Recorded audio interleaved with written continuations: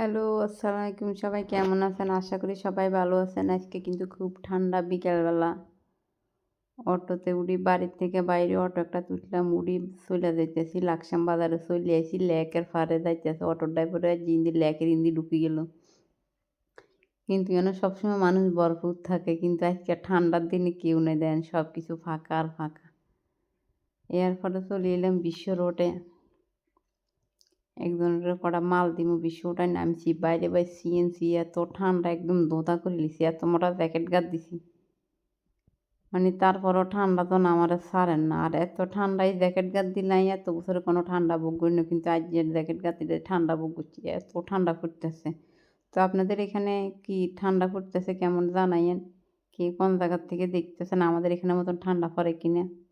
সবাই ভিডিওটা like comment share দিয়ে নেওয়ার পরে খিদা লাগছে, মানে খিদা লাগে না, সরি।